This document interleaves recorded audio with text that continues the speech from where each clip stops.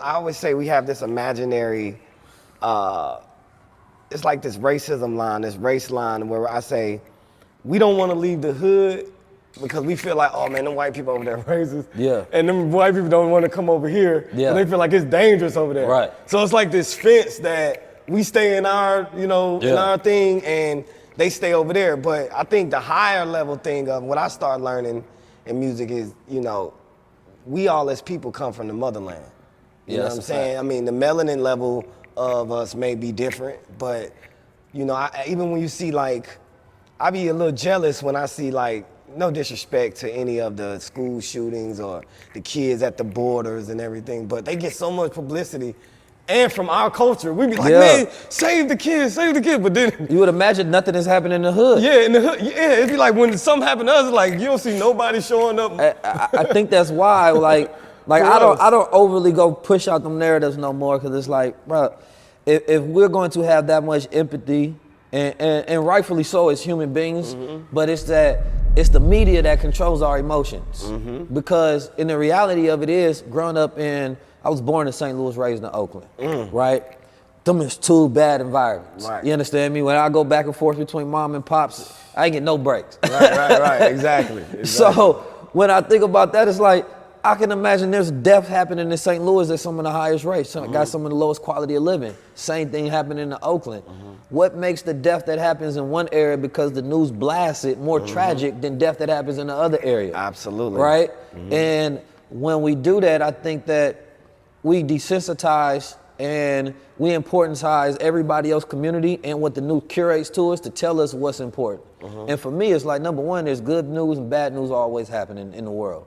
If America can send $140 billion to Ukraine to fight their war, to help them in their territories for their kids being killed and murdered, then they can send $140 billion to the hoods of America to create projects to help us. Right. In a snap of a finger.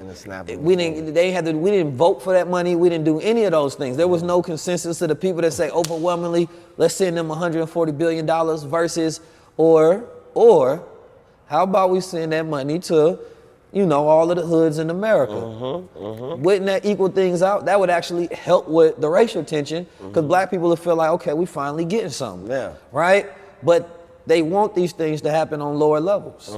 You understand me? And I think that, when you got celebrities, for the most part, who are very vocal, because they PR team tell them it's gonna be a good look, speak about this, right? And they talk about certain things, but they leave out platforms that add solutions or don't talk about things that's happening in their own backyard and community. Right. That's why they get hated and killed in their own hoods a lot of times.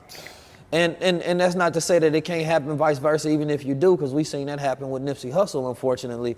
But the reality of it is that when you don't advocate for the people don't advocate for you. Absolutely. And that's important for us. It's even when I was looking at the pandemic, how much money they had to give away in the pandemic, I was like, man, they could have gave us this a long time ago. Bro, the solutions are not that hard to solve. All our issues are money problems. Yeah, absolutely. Opportunity problems, Bro, there's nobody ever took a few $1 billion and said, let's go build free mental health centers and facilities within the hood. Let's figure out relocation programs and let's study, because we've been studied, but not to help us. We've been studied to create us to become better consumers and become prisoners. But there's no $1 billion studies to help us. To say something super important to that, when you said something about Nipsey, rest in peace. Yeah. The powerful thing I think people missed from Nipsey was his shooter, the guy who killed him, turned himself in at a mental hospital. The lawyer that they were going to use was threatened by his gang, Nipsey's gang, that he couldn't represent the other guy, the shooter. But what that guy was trying to do was get a case big enough to recognize mental health in all these guys who got PTSD from losing friends, from gang banging, from these poor neighborhoods.